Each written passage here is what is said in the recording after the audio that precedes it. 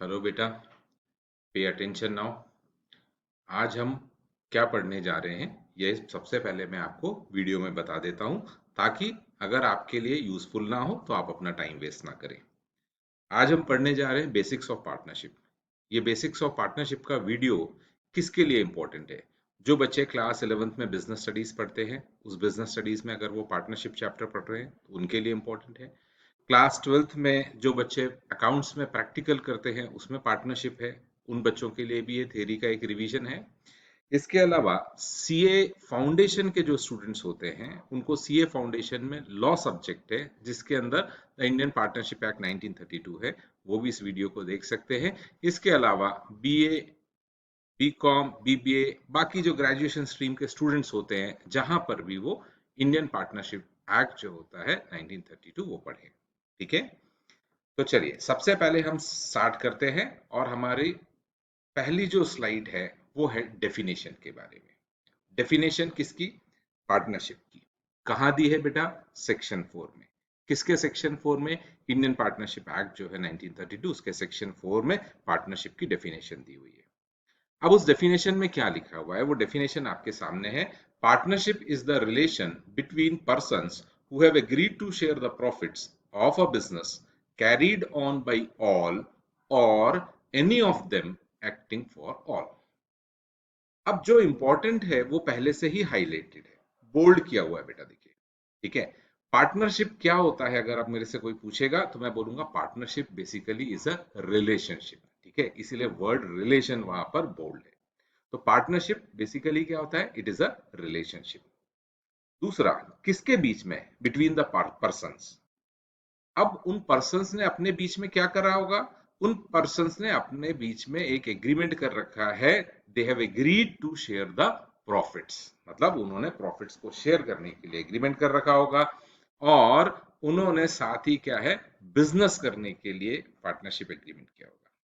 ठीक है, और ये जो बिजनेस होगा, ये बिजनेस के बारे में आगे क्या लिखा है? Can be carried on by all or any of them acting for all. मतलब वो सारे मिलकर एक्टिवली पार्टिसिपेट करके उस बिजनेस को भी कर सकते हैं।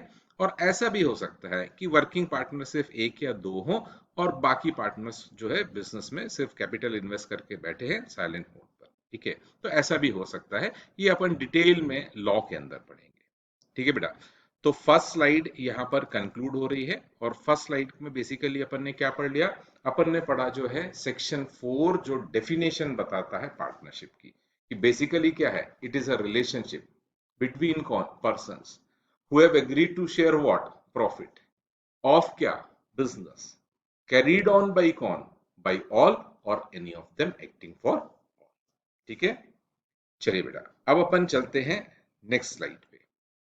नेक्स्ट जो स्लाइड है इसमें बेसिक्स ऑफ पार्टनरशिप के अंदर कुछ टर्म्स जो यूज होती हैं पार्टनरशिप एक्ट में, वो टर्म्स अपन डे टू डे, मतलब ये जो लेक्चर्स होते हैं आप सुनेंगे या देखेंगे पार्टनरशिप के ऊपर, इसमें जो टर्म्स यूज होते हैं इनसे हम थोड़ा सा फैमिलियर हो जाते हैं। सबसे पहले देखिए क्या लिखा है। Person who have entered into partnership with one another are called partners. तो पहला वर्ड पार्टनर्स यानी कौन है? पार्टनर्स यानी कौन है बेटा?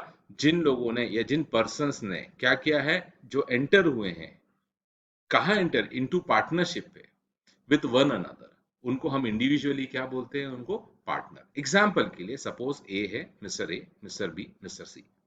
Mister A, mister B, mister C ये क्या करते हैं? तीनों आपस में एग्रीमेंट करते हैं। तो ये तीनों इंडिविजुअली क्या कहलाएंगे? पार्टनर्स। हम बोलेंगे partner A is partner B is partner C. Next, दूसरा टर्म या वर्ड जो हमको सीखना है दैट इज क्या? फर्म। कि हम फर्म किसे कह लेते हैं? तो ए बी सी जो मैंने एग्जांपल लिए हैं, ए बी सी आर क्या है? Names of three persons. तो ये जो ए बी सी इनको कलेक्टिवली यानी एक साथ अगर हम इनको बोलेंगे तो क्या पुकारेंगे? इनको फर्म बोलेंगे। ठीक है, अभी तक जो पढ़ा उसको एक बार रिवाइज करें। ए बी सी अगर तीन पर्सन है तो इंडिविजुअली इनको क्या बोला जाता है? पार्टनर। और एक साथ मिलाकर यानी कलेक्टिवली इनको क्या बोला जाता है? फर्म। अब आगे आइए, एंड फर्म नेम क्या है? तो फर्म नेम देखिए क्या होता है? The name under which their business is carried on. से फॉर एग्जाम्पल, एक एग्जाम्पल ले लेते हैं, उन्होंने अपने बिजनेस का नाम रखा ABC एंड एसोसिएट्स, ठीक है, तो ABC एंड कंपनी। तो यहाँ पर हम कंपनी की बात नहीं कर रहे हैं बेटा, कंपनीज एक्ट की बात नहीं कर रहे हैं। तो अगर उन्होंने नाम रखा ABC एंड एसोसिएट्स, तो ये जो ABC एंड एसोसिएट्स है इसे हम बोलेंगे फर्म नेम। ठीक है बेटा, स्लाइड को कंक्लूड करूं तो इस स्लाइड में हमने क्या देखा, तीन वर्ड्स हमने सीखे। नंबर वन, पार्टनर्स कौन होते हैं, individually who enter into an agreement for partnership, वो इंडिविजुअली क्या कहलाते हैं, पार्टनर्स। उनको एक साथ कलेक्टिवली क्या बोला जाता है, फर्म। और जिस नाम के अंदर, जिस ब्रांड के अंदर वो अपना क्या है बिजनेस कैरी करते हैं, उसे बोला जाता है फर्म नेम। ठीक है बेटा, क्लियर हो गया। चलिए अब हम मूव ऑन करते हैं नेक्स्ट स्लाइड पर।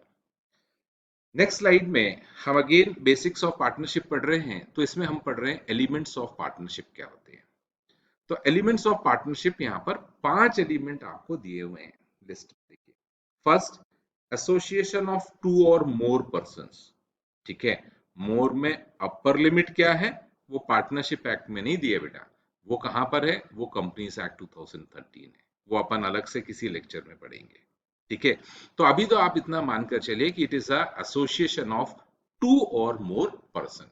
क्यों बेटा, मिनिमम 2 तो जरूरी है ना, एक अकेला किसके साथ पार्टनरशिप करेगा। अगर मैं आपको जहां पर जिसका आप लेक्चर सुन रहे हैं, तो मैं अगर पार्टनरशिप कर रहा हूं तो मेरे अलावा भी तो कोई और चाहिए ना, मैं अपने आप से थोड़ी पार्टनरशिप करूंगा।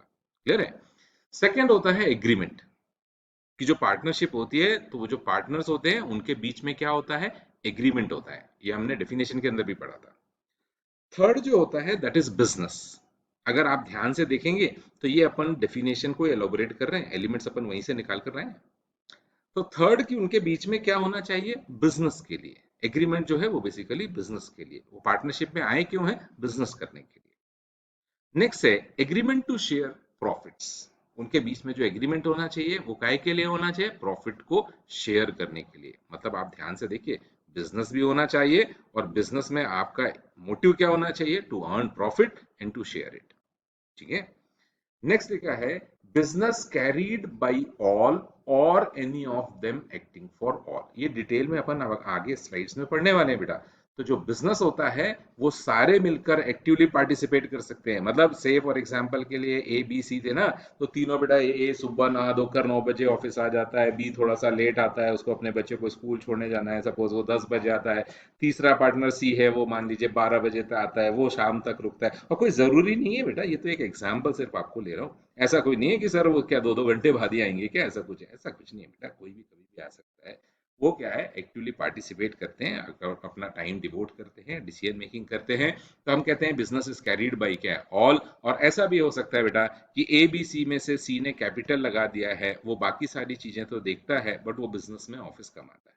ठीक है, तो बिजनेस में इसलिए हमने बोला can be carried on by all or any of them acting for all. ठीक है, स्लाइड को कंक्लूड कर रहा हूं। 5 एलिमेंट्स होते हैं बेटा। पहला, association of 2 or more persons. Second, there must be agreement है। थर्ड क्या होता है, बिजनेस करने के लिए एग्रीमेंट होना चाहिए। फोर्थ क्या होता है बेटा, प्रॉफिट को शेयर करने के लिए। और फिफ्थ क्या होता है कि बिजनेस सभी मिलकर कर रहे हो या फिर उसमें से कोई एक कर रहा हो, बाकी सबका एजेंट बनकर। ये आगे डिस्कस करते हैं। ठीक है, तो ये स्लाइड अपनी खत्म। इसके बाद अपन नेक्स्ट स्लाइड में चलते हैं, जो कि स्लाइड नंबर में 5 है, और इसमें अपन फर्स्ट एलिमेंट को डिटेल में पढ़ रहे हैं। बेटा फर्स्ट एलिमेंट क्या था, association of 2 or more persons. ठीक है, अब ध्यान से सुनिएगा। फर्स्ट लिखा हुआ है person recognised by law can only enter. मतलब जिनको लॉ में पर्सन माना गया है, सिर्फ वही एग्रीमेंट करके पार्टनरशिप कर सकते हैं। ठीक है। Second, a firm can not be a partner of another firm.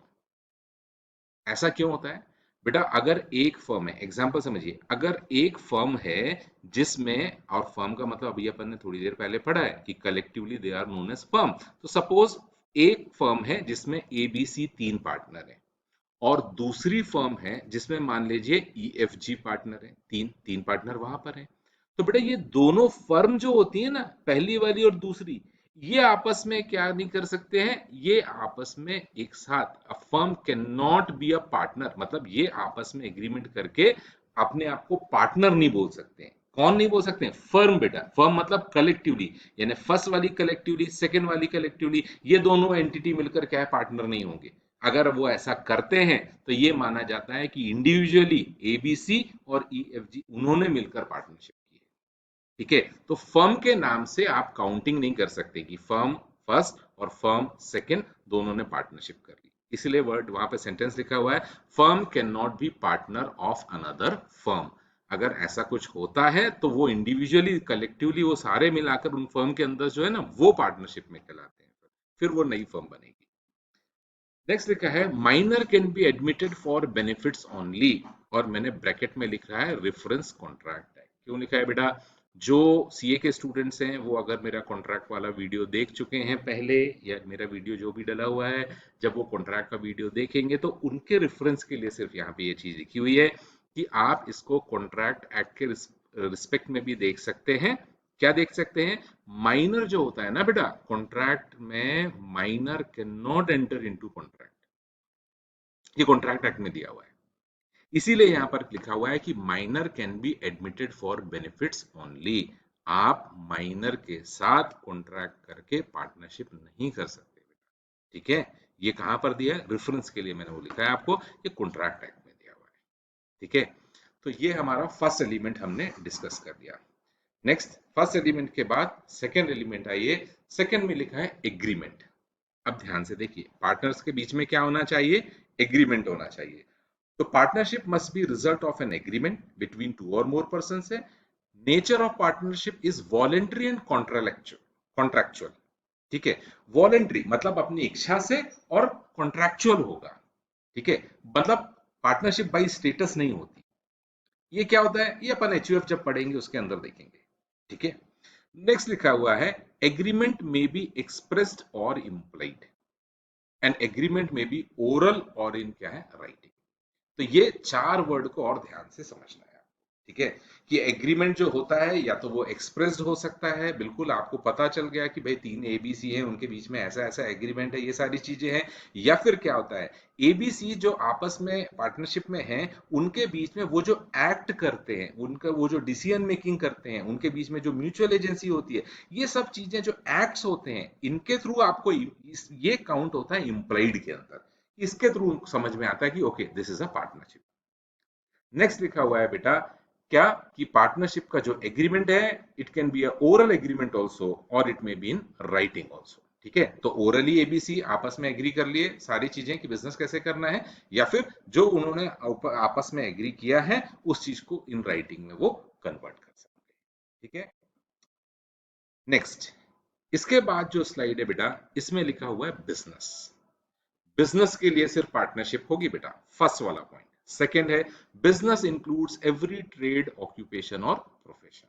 मतलब क्या होता है, तीन चार्टर्ड मिलकर भी एक पार्टनरशिप फर्म खोल सकते हैं। इसीलिए यहाँ प्रोफेशन वर्ड को भी ध्यान रखिए। आपके दिमाग में सिर्फ ये नहीं होना चाहिए कि नहीं नहीं बिजनेस ही होगा, वो शायद सिर्फ ट्रेडिंग एक्टिविटी होती होगी, सिर्फ उसके लिए पार्टनरशिप होगी, ऐसा नहीं है। आप प्रोफेशन को प्रैक्टिस करने के लिए भी पार्टनरशिप कर सकते हैं। तो तीन डॉक्टर मिलकर भी पार्टनरशिप में क्या कर सकते हैं, अपना हॉस्पिटल खोल सकते हैं, बिजनेस कर सकते हैं। नेक्स्ट है motive of business is acquisition of gain. जो आप बिजनेस करेंगे वो काय के लिए, गेन यानी प्रॉफिट अर्न करने के लिए करेंगे। इसीलिए मैंने लास्ट में लिखा है that is business plus profit motive, ये दोनों ही होना चाहिए। ये भी असेंशियल एलिमेंट्स है। Next, fourth is agreement to share profits, कि जो पार्टनर्स होते हैं उनके बीच में एग्रीमेंट होना चाहिए कि वो आप प्रॉफिट को कैसे शेयर करेंगे। क्योंकि अगर उनके बीच में एग्रीमेंट नहीं होगा तो प्रॉफिट जनरली क्या होता है, इक्वल रेशियो में शेयर किया जाता है। अदरवाइज दे शुड एग्री, दे मतलब पार्टनर शुड एग्री कि भाई हमारे बीच में ये प्रॉफिट शेयरिंग रेशियो रहेगा। और हमेशा एक चीज का ध्यान रखिए, प्रॉफिट शेयरिंग करने का एग्रीमेंट है, इसका मतलब ये नहीं होता कि लॉस होगा तो वो शेयर नहीं करेंगे। इनकेस अगर लॉस हो जाता है तो वो भी उनके बीच में जो एग्रीड प्रॉफिट शेयरिंग रेशियो होगा उसी में उस लॉस को वो शेयर करते हैं। लास्ट है बेटा, ये है business carried on by all or any of them acting for all. Example समझिए, ए बी सी हैं, अगर ए बिजनेस में कोई पर्टिकुलर डील कर रहा है तो ये माना जाता है बी और सी प्रिंसिपल हैं और ए एजेंट। बी अगर कोई डील कर रहा होगा तो ए और सी प्रिंसिपल हो जाएंगे और बी उनका एजेंट। मतलब आपस में वो एक दूसरे के एजेंट के जैसे भी रहते हैं और प्रिंसिपल के जैसे भी रहते हैं। ठीक है। Last, thank you so much for watching.